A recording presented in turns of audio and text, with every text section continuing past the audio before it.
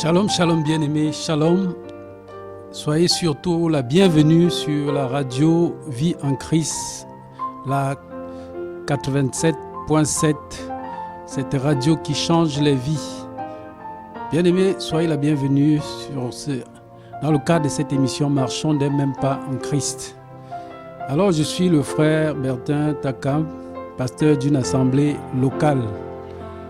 Donc, bien-aimés, nous allons, n'est-ce pas, parcourir ensemble ce temps pendant environ 1 heure de temps. Donc, bien-aimés, nous allons, n'est-ce pas, prendre nos Bibles dans le livre, n'est-ce pas, de Lévitique au chapitre 18. Lévitique chapitre 18. Alors la Bible dit ceci: L'Éternel parla à Moïse et dit: Parle aux enfants d'Israël et tu leur diras: Je suis l'Éternel, votre Dieu. Vous ne ferez point ce qui se fait dans le pays d'Égypte, où vous avez habité, et vous ne ferez point ce qui se fait dans le pays de Canaan, où je vous mène. Vous ne suivrez point leurs usages. Vous pratiquerez mes ordonnances et vous observerez mes lois. Vous les suivrez, je suis l'Éternel votre Dieu. Vous observerez mes lois et mes ordonnances. L'homme qui les mettra en pratique vivra par elles. Je suis l'Éternel. Nul de vous ne s'approchera de sa parente pour découvrir sa nudité. Je suis l'Éternel. Tu ne découvriras point la nudité de ton père, ni la nudité de ta mère. C'est ta mère. Tu ne découvriras point sa nudité. Tu ne découvriras point la nudité de la femme de ton père. C'est la nudité de ton père. Tu ne découvriras point la nudité de ta sœur, fille de ton père ou fille de ta mère, née dans la maison ou née hors de la maison. Tu ne découvriras point la nudité de la fille de ton fils ou de la fille de ta fille, car c'est ta nudité. Tu ne découvriras point la nudité de la fille de la femme de ton père, née de ton père, c'est ta sœur. Tu ne découvriras point la nudité de la sœur de ton père, c'est la proche parent de ton père. Tu ne découvriras point la nudité de la sœur de ta mère, car c'est la proche parente de ta mère. Tu ne découvriras point la nudité du frère de ton père. Tu ne t'approcheras point de sa femme, c'est ta tante.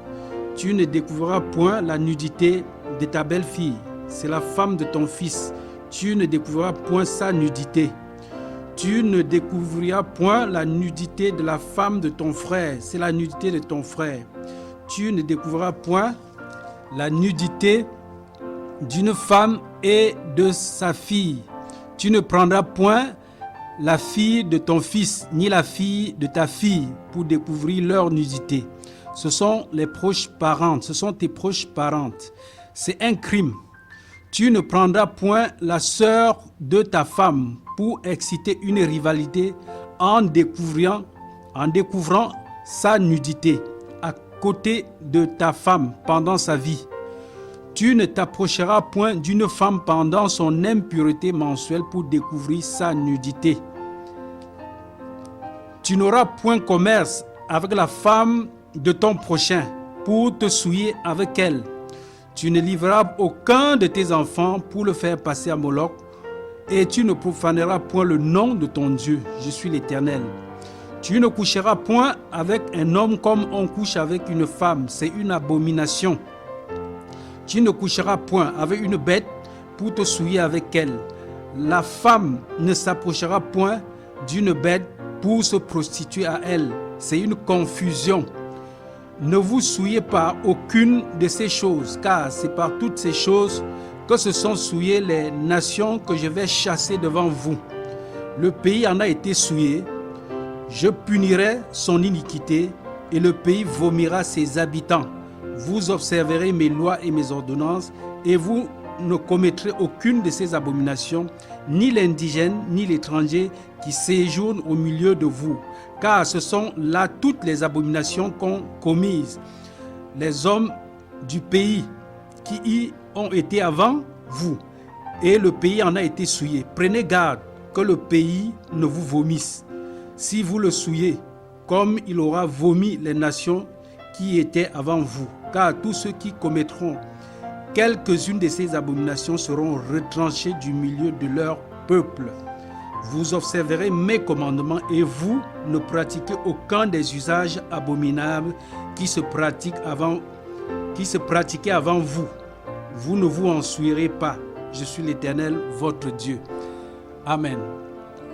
Bien-aimés, c'est la parole de Dieu. C'est la parole de Dieu, la parole que le Seigneur lui-même nous prescrit ici dans la Bible, ici dans le chapitre de Lévitique 18, à partir du verset 1er jusqu'au verset 30, où le Seigneur parle beaucoup de la pureté des hommes, la pureté. Le Seigneur insiste là-dessus et il donne, n'est-ce pas, des lois à Moïse. Il dit, voilà ce que tu dois présenter à mon peuple. Voilà comment ils doivent marcher. Alors, bien aimé, lorsque nous voyons ici, la Bible dit que nul de vous ne s'approchera de sa parente pour découvrir sa nudité. Je suis l'Éternel. Vous voyez ce que le Seigneur dit? Il dit que personne, en fait, il dit que tout juif, aucun, n'est-ce pas, des personnes de son peuple ne fera de telles pratiques. Parce que Dieu trouve ça injuste et impur pour celui qui fait ces choses. Et aujourd'hui encore, le Seigneur nous interpelle encore à travers, n'est-ce pas, sa parole. Le Seigneur nous interpelle encore, n'est-ce pas, à travers, n'est-ce pas, ce texte que je suis en train de lire aujourd'hui dans Lévitique 18. Parlant, n'est-ce pas, de la pureté de tous les jours, de la sanctification de tous les jours. Et le Seigneur insiste encore en nous donnant de comprendre, bien aimé, il y a au milieu même des enfants de Dieu certaines pratiques qui se font. Nous savons que naturellement dans le monde, il y a tellement de pratiques qui se font dans le monde, il y a tellement de choses abominables qui se font dans le monde. Mais c'est encore malheureux lorsque de telles pratiques, n'est-ce pas, se découvrent sur des personnes soi-disant enfants de Dieu. Amen, bien-aimés. Soi-disant enfants de Dieu. Le fait de trouver encore, n'est-ce pas, au sein de l'Église de Jésus-Christ, des pratiques terribles et abominables qui ne glorifient pas le Seigneur est quelque chose, n'est-ce pas, de très fatal. C'est quelque chose qui, n'est-ce pas, amène l'homme, n'est-ce pas, dans l'apostasie totale, qui amène l'homme dans le dérèglement et fait en sorte que la foi de l'homme, n'est-ce pas, s'affaisse, que la foi de l'homme, n'est-ce pas, se refroidisse et pour finir, l'Esprit de Dieu quitte la personne et elle se dirige tout droit, n'est-ce pas, dans le monde, bien-aimé. Alors le Seigneur nous met en garde. Il dit, nul de vous ne s'approchera de sa parente pour découvrir sa nudité. Je suis l'Éternel. Et ici, lorsque le Seigneur parle de découvrir la nudité, nous pouvons, n'est-ce pas, observer ça sous deux formes. On peut, n'est-ce pas, découvrir la nudité de quelqu'un, toutefois, sans, n'est-ce pas, sans toucher la personne. C'est-à-dire que, en d'autres termes, on peut découvrir de manière consciente la nudité de quelqu'un, tout simplement parce que on lorgne la personne, parce qu'on guette la personne, on lorgne la personne et on veut voir, n'est-ce pas, son intimité. Et là, c'est un péché devant le Seigneur. Donc la nudité, n'est-ce pas, ici, découvrir la nudité, en d'autres termes, ça peut tout simplement s'expliquer par voir la nudité de un de ses proches parents, de voir la nudité de X ou de Y. Ce n'est pas agréable, ce n'est pas normal pour nous chrétiens. On peut encore aller plus loin lorsque le Seigneur dit tu ne découvriras pas la nudité de tes parents. En d'autres termes, tu ne vas pas coucher avec un des membres de ta famille. Vous voyez, si tu es un homme ou tu es une femme, alors le Seigneur explique, je vais lire également pour que nous puissions encore, n'est-ce pas, être beaucoup plus conscients de cela.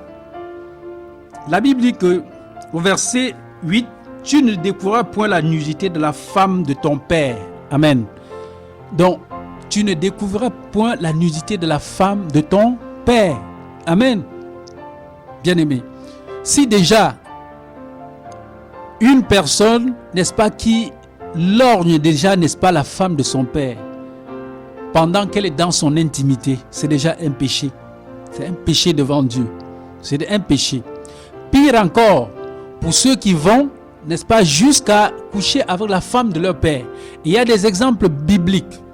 Il y a des exemples bibliques que nous ne manquerons pas, n'est-ce pas, de mentionner ici. Nous allons voir dans ce cadre également l'histoire, par exemple, de Ruben et de Jacob. Ruben, il a, n'est-ce pas, il a pris la femme de son père, il a couché avec la femme de son père. Et la Bible est de telles pratiques, la Bible, n'est-ce pas, sanctionne de telles pratiques. Et nous allons voir que Ruben, pendant toute sa vie, ayant commis cet acte au cours duquel il n'a même pas demandé pardon à son père, il a passé tout son temps, n'est-ce pas, lorsqu'on a découvert l'acte qu'il avait posé, nulle part dans la Bible ne mentionne que Ruben était allé vers son père, pleurer et lui demander pardon de ce qu'il avait fait. Ruben ne l'avait pas fait et ce péché, qui est d'ailleurs une malédiction, va le suivre toute sa vie. Il y a beaucoup d'erreurs que Ruben va commettre durant toute sa vie. Ruben, il était le premier fils. Il était le premier fils de Jacob. Ruben va commettre de pires erreurs dans sa vie durant la suite, n'est-ce pas, lorsque vous lisez la suite la suite même de l'histoire, n'est-ce pas, de Ruben. Il sera, n'est-ce pas, parmi ses frères pour livrer également Joseph, qui lui sera emmené en esclavage en Égypte. Et il va même à un moment donné dire même à son père, lorsqu'il va se rendre en Égypte et que un de ses frères sera retenu en Égypte, il va même prononcer des paroles et dit même à son père que papa, si je ne ramène pas mon frère qui est resté en Égypte, vraiment, voilà mes enfants, si tu veux, fais d'eux ce que tu peux faire, voilà, même je te les livre. Voyez, donc cela, n'est-ce pas, reflète, n'est-ce pas, un peu l'image de quelqu'un qui a commis un péché et le péché l'a suivi, une malédiction qui l'a suivi, et durant toute la vie, n'est-ce pas, de Ruben, en aucun cas il n'a pu vraiment demander pardon à ce péché qu'il avait fait vis-à-vis de son père. Amen. Il ne va pas demander pardon et beaucoup de malédictions vont d'ailleurs le suivre par là. Beaucoup de malédictions vont le suivre, bien-aimé. Donc de telles pratiques, lorsque quelqu'un, n'est-ce pas, va, n'est-ce pas, jusqu'à prendre la femme de son père, il y a une malédiction qui s'ensuit. Il y a une malédiction qui est attachée à cela. Nous pouvons également voir, également dans Genèse 19, on peut voir également lorsque les deux filles, n'est-ce pas, de Lot, qui vont également, faire boire leur papa du vin. Et c'est comme ça que Lot, n'est-ce pas, va se souiller au travers du vin que ses filles vont lui donner. Et c'est ainsi que ses filles vont coucher avec leur père. Et ça va produire, n'est-ce pas, ça va produire la race des Ammonites et des Moabites. Et plus tard, le Seigneur va encore, la malédiction va suivre. La malédiction va suivre, n'est-ce pas, cette race-là. Les Moabites et les Ammonites. Ce sont les enfants des deux filles de Lot avec Lot lui-même. Ça a donné, n'est-ce pas, une race qu'on appelle les Moabites et les Ammonites. Et Dieu va encore sanctionner, n'est-ce pas, parce que la malédiction va suivre également cette race. Et Dieu, n'est-ce pas, dans Deutéronome, je crois Deutéronome 22 ou 23, le Seigneur va dire que les Moabites et les Ammonites n'entreront jamais, n'est-ce pas, dans le temple. Vous voyez, le Seigneur va dire que c'est une race qui est maudite, et cette race-là ne pourra pas entrer dans la tente en présence du Seigneur. Vous voyez ce que cela implique. Amen. Donc, bien-aimés, on comprend ici que nous devons, n'est-ce pas, veiller, n'est-ce pas, sur notre vie. Nous devons veiller chaque jour, veiller sur nous-mêmes. Nous devons veiller chaque jour sur nous-mêmes. Quand nous sommes à la maison, partout où nous nous trouvons, nous devons veiller à ne pas, n'est-ce pas, tomber, n'est-ce pas, dans ce genre de pièges. Ces pièges que le diable, n'est-ce pas, place généralement devant des personnes pour les entraîner, certainement, pour les entraîner dans la boue et faire refroidir leur amour pour le Seigneur, pour, n'est-ce pas, amener leur foi à faiblir, leur foi, n'est-ce pas, à devenir, je dirais, n'est-ce pas, une foi morose. Vous voyez, donc, le péché, la Bible dit que le péché, n'est-ce pas, nous assoupit. Le péché amène l'homme, n'est-ce pas, dans l'assoupissement. Et en fin de compte, le péché nous amène, n'est-ce pas, à un refroidissement total. À un refroidissement total. Donc le Seigneur dit ici, au verset 8 de Lévitique 18, tu ne découvriras point la nudité de la femme de ton père, c'est la nudité de ton père. Parce que lorsque tu découvres la nudité de la femme de ton père, c'est ton père même que c'est à ton père. Ce que tu as fait là, c'est à ton père que tu as fait. Au verset 9, tu ne découvriras point la nudité de ta sœur, fille de ton père ou fille de ta mère. Bien-aimé, tu ne découvriras point la nudité de ta sœur. Amen. La Bible dit que tu ne dois pas voir la nudité de ta sœur. Même le fait de lorgner ta sœur, tu ne dois pas le faire. Tu es dans une maison, tu es chrétien. Tu dois te préserver de tout cela. Tu dois te préserver de cela. C'est vrai que nous sommes ici dans une ville, la ville de Douala, une ville peuplée. Et nous voyons généralement dans des maisons où vraiment il y a une maison, elle est petite, mais il y a plusieurs personnes qui occupent la maison. Vous voyez, une petite maison et du coup, les habitants de la maison, la famille qui est là, elle est une famille nombreuse. Et du coup, ça crée ce qu'on appelle la promiscuité. Donc, ça veut dire quoi? Ça veut dire tout simplement que lorsque tu te retrouves en tant que chrétien dans ces genres de situations, où tu es dans une famille, où tu as beaucoup de frères, beaucoup de sœurs autour de toi, alors il faut que tu veilles sur ces choses. Parfois même, pour, n'est-ce pas, aller te laver, tu peux même prendre un seau et directement tu tombes, n'est-ce pas, dans la douche, que peut-être ta sœur ou bien, je ne sais pas, ta mère ou quiconque est déjà en train, y est déjà. Mais s'il arrive, dans le cas où tu retrouves, alors que tu n'avais pas prémédité quelque chose, que tu te retrouves dans cet état, bien-aimé, là, il n'y a pas de problème. Tu dis seulement, Seigneur, pardonne-moi, je ne savais pas que ma sœur se lavait. Je n'avais aucune idée du fait que ma sœur occupait, n'est-ce pas, la douche. Voilà que nous nous sommes retrouvés là-bas. Et là, ça passe. Pourquoi? Parce que tu n'as pas prémédité. Tu n'as pas prémédité. Tu t'es retrouvé dans la douche. Tu t'es retrouvé de manière spontanée. Et voilà que ta sœur était en train, n'est-ce pas, aussi de se laver. Là, tu reviens sur tes pas et tu dis tout simplement au Seigneur, voilà, je me suis retrouvé au hasard dans la douche et voilà, j'ai vu la nudité de ma sœur, pardonne-moi. Alors le Seigneur te pardonne à l'instant T. Amen. Ça, c'est le cas, dans le cadre où, n'est-ce pas, tu découvres, n'est-ce pas, la nudité de ta sœur ou bien de ta mère, on ne sait pas quoi. Alors de manière spontanée, alors que tu n'avais pas prémédité.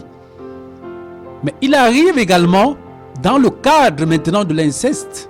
Dans le cadre de l'inceste, l'inceste c'est quoi? C'est lorsque maintenant tu vas plus loin et que tu finis, n'est-ce pas, par coucher avec, tu es un homme, tu couches avec, n'est-ce pas, un membre de ta famille, soit avec ta propre sœur, soit peut-être avec ta cousine, soit avec ta nièce.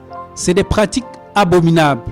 Et la Bible dit que dans le cadre de ces choses-là, c'est terrible, c'est des choses auxquelles tu dois, n'est-ce pas, pleurer devant Dieu si de telles pratiques, tu as été victime, n'est-ce pas, devant de telles pratiques.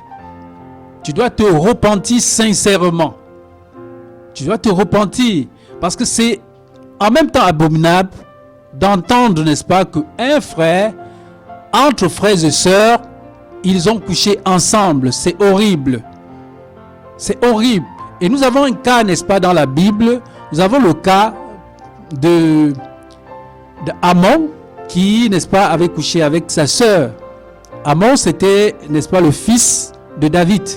C'était le fils de David. Et voilà que il va aimer sa sœur, pas d'un amour, je ne sais pas, filial comme on le dit, pas d'un amour, n'est-ce pas, entre frères et sœurs, mais il va aller plus loin et il va désirer, n'est-ce pas, dans son cœur, il va aimer véritablement dans son cœur sa propre sœur et il va aller avec sa propre sœur, il va finir par coucher avec sa propre sœur. Et ça va engendrer, n'est-ce pas, au sein de la famille de David, une malédiction dans cette famille. Au point que Amon lui-même, son propre frère qui était Absalom, va, n'est-ce pas, parvenir à supprimer la vie de Amon. Amen. À cause de cet acte-là. Donc, bien-aimé, la Bible dit que tu ne découvriras point la nudité de ta sœur, fille de ton père ou fille de ta mère. Amen. Fille de ton père, cela veut dire quoi? Ta sœur consanguine. Ta sœur consanguine. Bien aimé, nous savons que généralement même en Afrique, nous voyons souvent des familles où on a souvent des familles polygamiques, où on peut voir 2 femmes, 3 femmes et même plus. Alors, la fille de ton père, c'est ta propre sœur. C'est ta propre sœur. Et tu dois savoir que c'est ta propre sœur. À toi, c'est le même sang. C'est le même sang. Amen. Alors, Dieu pendant un temps, bien aimé, il y a des personnes qui vont un peu à l'origine pour vouloir se justifier de certaines choses. Parce que je connais dans certaines familles des personnes même qui se sont même mariées. Et lorsqu'on examinait, n'est-ce pas, ce que les liens qui les liaient, on voyait que ces personnes-là étaient des frères et sœurs. Ils étaient des frères et sœurs. Il y avait un lien très direct. Et je connais un mariage comme ça où les personnes ont insisté au point de pouvoir se marier. C'est-à-dire que quelqu'un issu, n'est-ce pas, de la famille, quelqu'un issu, n'est-ce pas, en fait, dans la même lignée, un peu en arrière, c'est-à-dire que au niveau des cousins, cousines, en fait, la fille, n'est-ce pas, de la cousine, la fille de la cousine et le fils du cousin, ils sont parvenus, n'est-ce pas, à faire un mariage malgré le fait que les gens se sont opposés. Les personnes se sont opposées en disant, la famille s'oppose, on dit voilà, ce genre de mariage ne peut pas être de Dieu. Dieu n'est pas dedans, vous ne pouvez pas vous marier dans la famille. Des personnes ont insisté et sont parvenus, n'est-ce pas, à tenir ferme au point de pouvoir se marier. Bien aimé, des cas comme ça engendre, n'est-ce pas, des malédictions. Ça engendre véritablement des malédictions. Lorsque dans un mariage, on découvre que l'homme et la femme ont un lien de famille, cela engendre des malédictions. Et bien aimé, si le Seigneur permet que nous parlons encore de ces choses ici, derrière ce micro de la radio Vie en Christ, c'est pour interpeller des personnes, c'est pour donner de veiller, interpeller même des personnes qui sont déjà en train de projeter de telles pratiques ou qui, n'est-ce pas, sont parvenus à faire de telles pratiques. Alors le Seigneur t'interpelle, il te dit, si tu reconnais que un jour tu es allé vers ta sœur et que tu as couché avec ta sœur, il est important, n'est-ce pas, de demander pardon à Dieu et de demander pardon. Vous devez faire connaître votre péché et vous repentir. Parce que cela est désagréable, c'est amer. Et la malédiction, n'est-ce pas, est attachée, n'est-ce pas, à de telles pratiques. Il y a une malédiction qui est attachée à de telles pratiques. Amen. Tout à l'heure, nous avons parlé dans Genèse 19 où le Seigneur, les filles de Lot, n'est-ce pas, vont l'enivrer et ils vont coucher avec leur père. Et il y a une génération qui va sortir, n'est-ce pas, de ces deux filles, de l'union de ces deux filles avec leur père, les Moabites et les Ammonites. Et Dieu va maintenant, il va dire quelque chose sur la vie des Moabites et des Ammonites. Il va dire ces deux générations-là ne pourront en aucun cas entrer en ma présence dans mon temple. Amen. Donc, bien-aimés, au verset 10, tu ne découvriras point la nudité de la fille de ton fils. La nudité de la fille de ton fils. Voyez ta petite fille, tu ne dois pas découvrir sa nudité. Ou de la fille de ta fille. Amen. La fille de ta fille, ta petite fille. Car c'est ta nudité. Tu ne découvriras point la nudité de la fille de la femme de ton père. La fille de la femme de ton père. Amen. C'est dans le cadre où ton père, il épouse une femme et la femme vient, n'est-ce pas, avec une petite fille. C'est-à-dire que la femme entre dans le mariage avec une fille. Et toi, maintenant, la Bible t'interdit en tant que fils de ton père, n'est-ce pas, d'aller avec la fille de la femme de ton père. Parce que c'est déjà ta sœur. C'est déjà ta propre sœur. Vous êtes déjà liés par les liens de sang. Amen. Alors beaucoup parfois trouvent des occasions, beaucoup trouvent souvent, n'est-ce pas, des prétextes en disant, mais n'est-ce pas, Sarah était le frère d'Abraham. Amen. À l'origine, Dieu, lorsque Dieu crée le monde, Dieu quand il crée le monde, le fait que les hommes n'étaient pas nombreux sur la terre, les familles étaient trop restreintes, Dieu a permis un certain nombre de pratiques jusqu'à une époque donnée. Lorsque la loi est venue, Dieu a maintenant mis terme à certaines choses. C'est vrai que Abraham, Sarah était la sœur consanguine, n'est-ce pas, d'Abraham. C'était la sœur consanguine d'Abraham. Donc ça veut dire Sarah et Abraham avaient le même père.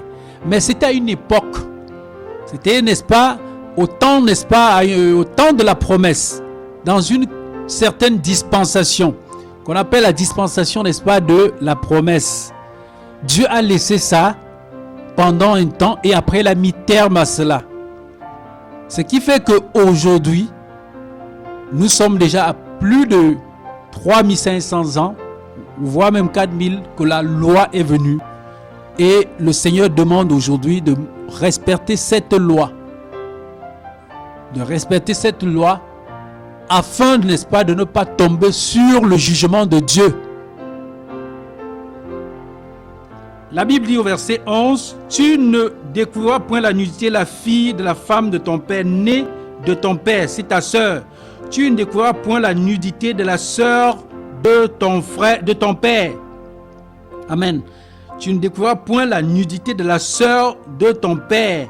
C'est ta proche parente. La sœur de ton père, c'est qui? Certainement, ça peut être ta tante. Ça peut être ta tante. La Bible dit que tu ne peux en aucun cas découvrir sa nudité. Amen. Voilà pourquoi, à chaque fois qu'on s'engage par rapport à un mariage, ce qu'on vérifie tout d'abord, lorsque c'est des personnes qui sont issues peut-être de la même communauté, en fait, qui sont, n'est-ce pas, dans le même village, on essaie un peu de se renseigner, voir s'il n'y a pas de lien de parenté. On se renseigne. S'il n'y a pas un lien de parenté qui peut, n'est-ce pas, entraver à ce mariage-là. On veille sur cela parce que c'est important. Tu ne découvriras point la nudité de la sœur de ton père, c'est ta proche parente. C'est la proche parente de ton père. Tu ne découvriras point la nudité de la sœur de ta mère, car c'est la proche parente de ta mère. La sœur de ta mère, effectivement, c'est ta tante également. Et la Bible dit, tu ne découvriras point sa nudité. Tu ne découvriras point la nudité du frère de ton père. Amen. Le frère de ton père, c'est ton oncle. Tu ne t'approcheras point de sa femme. C'est ta tante. Amen. Alors la Bible est claire. Tu ne découvriras point la nudité de ta belle-fille. c'est la femme de ton fils. Amen. Tu ne dois pas découvrir la nudité, n'est-ce pas, de ta belle-fille, car c'est la femme de ton fils. Tu ne découvriras point sa nudité. Amen. Comme nous voyons généralement dans ce monde, aujourd'hui des pratiques terribles. Parfois tu comprends des choses vraiment qui étonnent tellement. Ou peut-être un parent, on te dit qu'il est allé avec la femme de son fils. Vous voyez, la Bible dit que là, c'est une abomination, c'est terrible, c'est un péché. C'est un péché grave. Et, bien-aimé, la Bible dit, si tu fais de telles pratiques, alors tu dois demander pardon à Dieu. Tu dois abandonner de telles pratiques. Tu dois te repentir devant le Seigneur, véritablement. Tu dois te repentir. Tu ne découvriras point la nudité de ta belle-fille, c'est la femme de ton fils. Tu ne découvriras point sa nudité.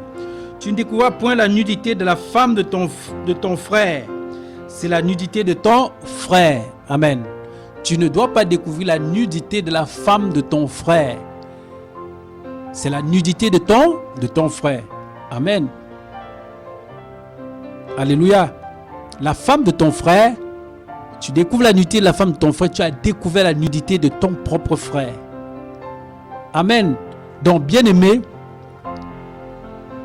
alors le Seigneur nous parle, le Seigneur est en train de nous parler ici. Le Seigneur te parle, toi qui écoutes encore présentement, toi qui es, n'est-ce pas, dans de telles pratiques, le Seigneur t'interpelle. Nous pouvons également faire allusion, n'est-ce pas, à une pratique, à de telles pratiques que nous avons vues dans les Écritures avec Hérode Antipas qui avait pris, n'est-ce pas, la femme de son frère. Vous voyez, quand on lit dans Matthieu 14, on voit comment Jean-Baptiste, n'est-ce pas, reprochait Hérode du fait qu'il avait pris la femme de son frère. Il avait épousé la femme de son frère. Il a épousé la femme de son frère, c'est abominable. Ça, c'est un crime. Tu prends la femme de ton frère et tu épouses. Et Jean-Baptiste a dénoncé de telles pratiques. Il a dénoncé véritablement de telles pratiques parce que cela était contraire, n'est-ce pas, à la volonté de Dieu. Cela était contraire à ce que Dieu veut pour un homme.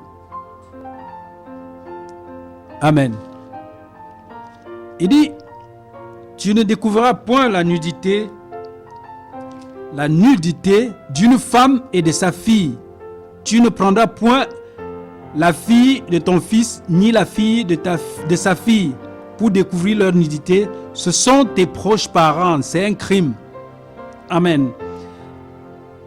Tu ne découvriras point la nudité d'une femme et de sa fille. Amen. Le fait de prendre une femme et après tu prends encore sa fille. La Bible dit que c'est un crime. Tu prends une femme, il y a des personnes qui épousent leur femme et la femme vient avec un enfant fille dans le foyer. Et pour finir, il est avec la mère et un jour on comprend qu'il est allé avec la fille. La Bible te dit que c'est un crime. La Bible dit que c'est un crime. Bien-aimé. Tu ne prendras point la fille de son fils, ni la fille de sa fille, pour découvrir leur nudité. Ce sont tes proches parents, c'est un crime. Tu ne prendras point la sœur de ta femme pour exciter une rivalité en découvrant sa nudité à côté de ta femme pendant sa vie. Amen. Le fait, n'est-ce pas, de prendre la sœur de ta femme, découvrir la nudité de la sœur de ta femme. Et nous voyons dans la société de telles pratiques qui se font. Vous voyez, quelqu'un est marié, il est à la maison, il est marié, il a sa femme. Et lorsque la sœur de sa femme vient à la maison, au lieu de la considérer comme sa fille ou comme sa sœur, voilà qu'il a le regard et pour finir, il tombe avec la sœur de sa propre femme. Et beaucoup de mariages se sont brisés à cause de ces genres de pratiques. À cause de ces pratiques où la sœur de ta femme, elle vient dans le foyer pour d'autres qui viennent, n'est-ce pas, avec un cœur pur, il vient rendre visite à son beau ou à sa sœur. Et pour finir, voilà ce que l'homme parvient à faire. L'homme parvient à faire cela. L'homme parvient à découvrir la nudité de la femme, de la sœur de sa propre femme. Et beaucoup de mariages ici dehors ont eu de tels coups. Que le Seigneur te fortifie. Toi, femme, à qui tu as été victime de telles pratiques, que Dieu te fortifie. Parce que ce n'est pas facile. Ce n'est pas facile de vivre dans un foyer, d'être dans un foyer et vraiment de réaliser que l'homme avec qui tu es, l'homme que tu as aimé, il l'a couché avec ta propre sœur, qui est venue même dans le foyer, n'est-ce pas, vous rendre visite. Ou qui n'est même pas dans le foyer, mais que les deux, n'est-ce pas, se sont rencontrés ailleurs et ils sont allés ensemble. Vraiment, c'est des pratiques, ça fait mal. Et je prie pour toi, si tu as été victime de telles pratiques, que Dieu te fortifie. Que Dieu te donne la force. Que Dieu te donne la force de pardonner ton mari. Qu'il te donne la force de pardonner. Tu ne prendras point la sœur de ta femme pour exciter une rivalité en découvrant sa nudité à côté de la femme de ta femme pendant sa vie. Tu ne t'approcheras point d'une femme pendant son impureté menstruelle pour découvrir sa nudité. Amen. Donc tu ne vas pas t'approcher, n'est-ce pas, même si c'est ta femme, lorsqu'elle est en période, n'est-ce pas, de menstruation. La Bible dit que tu ne dois pas t'approcher auprès d'elle. Tu ne dois pas, n'est-ce pas, la connaître en ce moment. Tu ne dois pas la connaître en ce moment jusqu'à ce que ce temps passe. Amen. Parce que lorsque tu le fais, la Bible dit tu te souilles. C'est une souillure. Bien que cela soit ta propre femme, mais il y a des règles que tu dois, n'est-ce pas, respecter pour honorer en même temps ton Dieu. Et même pour votre propre santé également. Tu n'auras point commerce avec la femme de ton prochain pour te souiller avec elle. Alors le Seigneur dit, tu ne dois pas convoiter, n'est-ce pas, la femme de ton prochain. Le Seigneur dira que lorsque quelqu'un regarde une femme et que dans son cœur, il désire cette femme-là, a déjà commis l'adultère. Amen. Lorsque quelqu'un regarde une femme pour la convoiter, la personne a déjà commis adultère dans son propre cœur. Au verset 21, tu ne livreras aucun de tes enfants pour le faire passer à Moloch, et tu ne profaneras point le nom de ton Dieu, je suis l'Éternel. Tu ne coucheras point avec un homme comme on couche avec une femme, c'est une abomination. Amen. Ici, il s'agit, n'est-ce pas, de l'homosexualité qui prend de l'ampleur dans la société, où les hommes se marient entre les hommes et les femmes entre les femmes. La Bible dit que c'est une abomination. Et à chaque fois que quand Dieu parle d'abomination, c'est horrible. Ça veut dire que c'est un péché très grave, très très grave. Et bien aimé, je pense également à une scène qui s'est passée, qui se passe même actuellement, qui se passe actuellement dans la ville. Une histoire, n'est-ce pas, dans la ville où on a découvert des jeunes de 14 ans dans l'homosexualité. C'est une histoire très récente. Une histoire très récente où on a découvert des jeunes de 14 ans. Imaginez des jeunes de 14 ans, des jeunes même scolarisés qui fréquentent même, qui sont dans un réseau d'homosexualité. Imaginons regardons un peu, n'est-ce pas, l'âge, 14 ans. Et ça nous donne, n'est-ce pas, une certaine image de ce que le monde est actuellement. Vous voyez les enfants de 14 ans qui se livrent à de telles pratiques. Et ces enfants, on les a découverts avec un luxe qui n'a pas de nom. Ils sont dans un réseau d'homosexualité. C'est-à-dire que il y a, n'est-ce pas, le réseau c'est un réseau très profond, des personnalités qui, n'est-ce pas, utilise ces enfants. Et ces enfants-là, n'est-ce pas, sont garnis, ils sont garnis, n'est-ce pas, des portables de grande marque, avec des habits, des habillements vraiment superbes. Vous voyez, c'est pour ça que dans la ville, vous voyez certains enfants, ils sont là, ils ne font rien. Mais lorsque vous les regardez, vous regardez tout simplement, n'est-ce pas, les choses qu'ils utilisent. Vous vous rendez compte que ces enfants ont des portables même qui dépassent. Vous voyez des portables 200 000, 250 000 francs. Que ces jeunes, on a découvert ces jeunes avec des portables de très grande valeur. Et c'est à force, n'est-ce pas, de chercher, de poser des questions et de faire des enquêtes qu'on a découvert qu'ils étaient dans un réseau d'homosexualité. Un de ces enfants a même été surpris. N'est-ce pas, dans ce genre de choses. Et c'est alors qu'il a avoué tout ce qu'il faisait par le passé. Et il est allé maintenant livrer le réseau. Il est allé livrer le réseau. Et on a vu les personnes les meneurs de ces réseaux. Et on a vu que c'était un réseau vraiment solide. Un réseau solide. Vraiment, je prie en ce moment même pour cette jeunesse, pour cette génération-là. Que le Seigneur les délivre de cette pratique-là. La pratique de l'homosexualité, que le Seigneur les délivre de là. C'est horrible. Si ces enfants meurent dans cet état, c'est l'enfer directement. C'est l'enfer parce qu'ils ne verront pas Dieu. Donc, bien-aimés, ça prend de l'ampleur. Et nous sommes, n'est-ce pas, à la fin des temps. Et le Seigneur, n'est-ce pas, nous a toujours avertis en ce qui concerne les événements de la fin des temps. Et en ce temps précisément, l'homosexualité gagne du terrain. Ça gagne du terrain. Bien-aimé, que l'Église se lève. Que l'Église se lève. Que chaque personne qui connaît la vérité annonce, n'est-ce pas, la vérité à son prochain. La Bible dit que nous sommes la lumière de ce monde. Toi qui es chrétien, tu es la lumière. Tu es la lumière de ce monde-ci. Tu es la lumière de ce monde. Que le Seigneur, le Tout-Puissant, le Dieu créateur du ciel et de la terre, qu'il te délivre, toi qui m'écoutes, qui es dans les pratiques de l'homosexualité, que le Seigneur te délivre de cette situation. Si tu meurs dans cet état, tu ne verras pas Dieu. La Bible dit que c'est une abomination.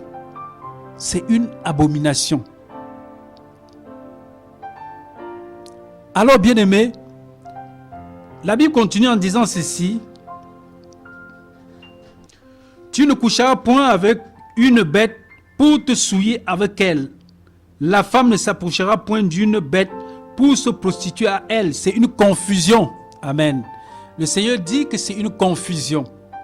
Vous voyez que la prostitution gagne de l'ampleur, n'est-ce pas, dans ce monde. Et aujourd'hui, c'est tellement abominable que lorsque vous ouvrez même vos téléphones portables, vous voyez, n'est-ce pas, les films pornographiques qui faufilent, qui défilent de part et d'autre. Vous voyez que le monde est tellement, n'est-ce pas, dans les ténèbres. C'est horrible. Et ça ne s'arrête pas seulement à la prostitution, mais la femme va aller, et même l'homme, lorsque le Seigneur parle ici que la femme ne doit pas, n'est-ce pas, coucher avec une bête, c'est pareil aussi avec les hommes, parce que telles pratiques aussi se font, n'est-ce pas, dans le cadre masculin également. Les hommes avec les bêtes, les femmes aussi avec les bêtes. La Bible dit que ça, c'est, n'est-ce pas, une confusion. C'est une confusion. Bien-aimés, dans les réseaux sociaux, à l'internet, vous voyez de telles pratiques. Oui, et ça souille. Bien-aimé, et je veux encore t'interpeller, toi chrétien, qui, n'est-ce pas, a l'habitude de voir, n'est-ce pas, les vidéos dans ton portable. Que le Seigneur te préserve, n'est-ce pas, des films pornographiques. Parce que ça va te souiller. Ça va te souiller. Ça va souiller, n'est-ce pas, tes pensées. Ça va souiller ton regard. Et ça va susciter en toi des choses que tu ne désires pas. Et c'est une arme que le diable utilise. Dans la fin de ces temps-ci, le diable utilise, n'est-ce pas, ces genres de pratiques, ces films-là, qui passent généralement, n'est-ce pas, par des portables, et ou encore pour ceux qui vont, n'est-ce pas, dans le net, ils vont, n'est-ce pas, dans un cybercafé. Vous voyez des personnes qui se cachent même parfois dans les cybercafés. Ils sont, n'est-ce pas, en train de voir les trucs pornographiques. Parfois, ils sont en train de communiquer avec des personnes qu'ils n'ont jamais vues. Et généralement, des femmes, elles s'exposent nues. Elles s'exposent nues dans le but, n'est-ce pas, dans le but, n'est-ce pas, de gagner, de dompter celui qui est de l'autre côté. Et d'autres disent que c'est par là qu'ils trouvent leur mariage. Quel mariage? Si tu vas à l'internet et tu t'exposes de cette façon parce que tu veux gagner un homme de l'autre côté, tu veux, n'est-ce pas, épouser quelqu'un de l'Occident, tu es déjà mal parti. Parce que la base, elle est mauvaise. Est-ce que Dieu est dedans? Est-ce que c'est comme ça que Dieu a voulu que l'homme et la femme se marient? C'est la question que tu dois te poser. Alors de nos jours, les gens ne sont plus naturels. Mais on essaie toujours de faire des choses de manière, des choses comme des choses qu'on n'a jamais vues, extraordinaires.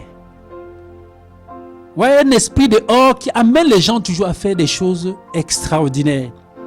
Et cet esprit-là, c'est un esprit de perdition. C'est un esprit d'égarement. Et le diable travaille par là. Bien-aimé, je veux encore interpeller, toi qui es chrétien, et qui assiste ou qui conseille des personnes de faire de telles pratiques, veille sur toi-même.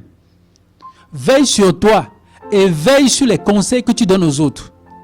Parce que les conseils que tu donnes aux autres, il faut que ce soit les conseils qui te conviennent, toi chrétien, toi chrétienne. Ça doit d'abord te convenir afin que tu puisses conseiller l'autre avec cela. Amen. Donc, bien-aimé, la prostitution, je parlais de la prostitution avec des bêtes. Bien-aimé, c'est des pratiques qui se font. Où les gens, ils couchent avec des animaux, les chiens. Vous voyez des choses comme cela. Bien-aimé, où va le monde? Où est-ce que ce monde va? Mais que le Seigneur te délivre de là, si tu es dans de telles pratiques. Toi qui m'écoutes, que tu sois chrétien ou pas, et que tu, n'est-ce pas, prends plaisir à de telles pratiques, que Jésus te délivre de ces pratiques-là, afin que l'avenir de ton âme soit garanti. Parce que la Bible dit que d'un moment à l'autre, tu peux mourir.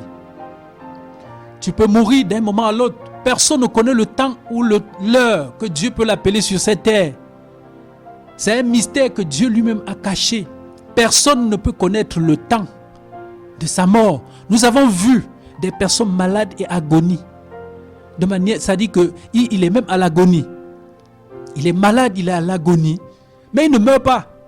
Et on voit des personnes bien portantes avec des muscles qui viennent même rendre visite à la personne qui est couchée et presque mourant.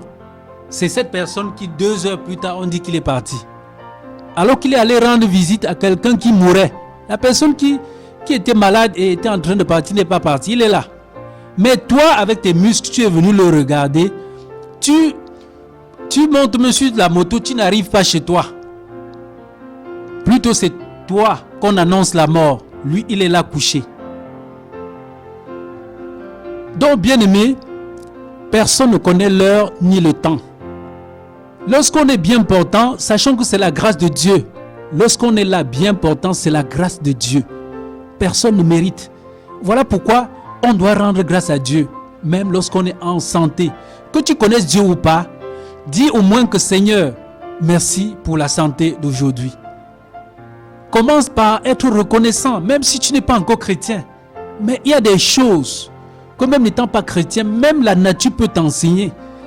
Même la vie autour de toi peut même t'enseigner et que tu prennes conscience que mais je vois des personnes mourir autour de moi. Ils ne sont même pas malades. Est-ce que moi-même, qu'est-ce qui fait en sorte que je suis toujours là et que rien n'arrive? Et là, tu comprendras tout simplement que c'est la grâce de Dieu. C'est la grâce de Dieu. Alléluia. Donc, bien-aimé, la Bible dit, tu ne coucheras pas avec une bête pour te souiller avec elle. La femme ne s'approchera point d'une bête pour se prostituer à elle, c'est une confusion. Ne vous souillez par aucune de ces choses, car c'est par toutes ces choses que se sont souillées les nations que je vais chasser devant vous. Le pays en a été souillé. Je punirai son iniquité et le pays vomira ses habitants.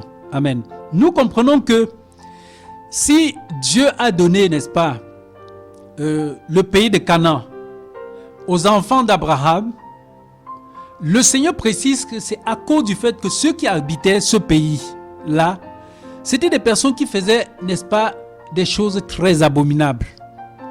Ils étaient dans l'idolâtrie. Ils étaient dans des pratiques bizarres. Ils pouvaient même offrir leurs enfants comme ça là à un dieu qu'on appelait Moloch. Ils avaient tellement de divinités.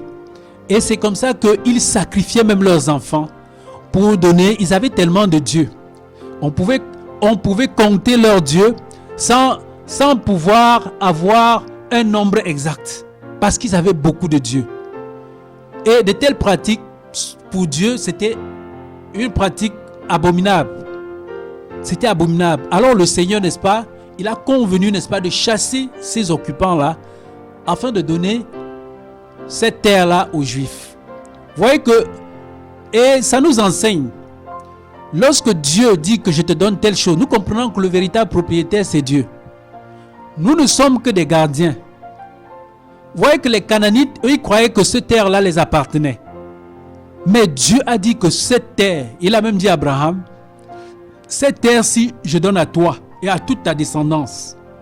Dieu a dit ça. Donc, quand Abraham vient même habiter la terre de Canaan, lorsqu'il quitte, n'est-ce pas, son pays où il était, dans Ur, il marche, il arrive, n'est-ce pas, ses parents sont quittés, n'est-ce pas, de Ur, ils sont allés jusqu'à Charan, ils se sont installés. Et Dieu va dire à Abraham que quitte Charan et vas-y dans un pays où je vais te donner en possession. Et c'est comme ça qu'Abraham va se retrouver, n'est-ce pas, dans cette terre de Canaan. Et cette terre était habitable. Parce que nous les hommes, nous aimons toujours dire que la terre appartient aux premiers occupants. C'est vrai, la terre appartient aux premiers occupants. Mais c'est Dieu qui décide, après tout. Parce que c'est Dieu qui est le chef. Certes, nous sommes tout à fait d'accord que même dans notre pays où nous sommes, les premiers occupants, la terre les appartient. Mais Dieu qui est souverain, Dieu qui est au-dessus de tout le monde, c'est lui qui décide. Souvent nous oublions aussi ce côté. Et c'est alors que Dieu a pu chasser, n'est-ce pas, toutes les nations qui occupaient Canaan. En fait, il a pris les terres des personnes qui occupaient le territoire de Canaan, il a donné à Abraham et à toute sa descendance. Amen. À cause des mauvaises pratiques. Donc, bien aimé, ça revient à dire que quoi? Que dans un pays, lorsque nous approuvons les abominations dans un pays, nous sommes en train de vouer notre pays à la malédiction. C'est-à-dire que nous sommes en train, n'est-ce pas, de cautionner, n'est-ce pas, la malédiction dans notre pays.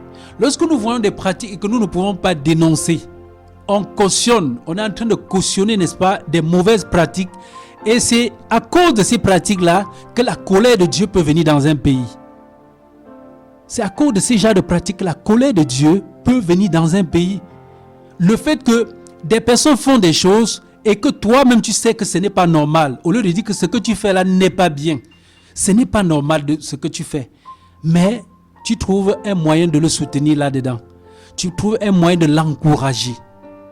Où est-ce que tu mets ton cœur pour pouvoir encourager des personnes dans des pratiques qui n'honorent pas Dieu? Parce que le cœur, c'est un endroit sensible que Dieu a fait. C'est un endroit quand même sensible. Que dans ton cœur, tu pouvais quand même dire, hey, est-ce que c'est comme ça que Dieu a voulu que le monde soit? Et c'est alors que tu commences à dénoncer, à dire non, mais quand même, c'est pas comme ça que Dieu veut. Il y a quand même un créateur, il y a quelqu'un qui va nous juger un jour. Ce n'est pas comme ça que ça doit se passer.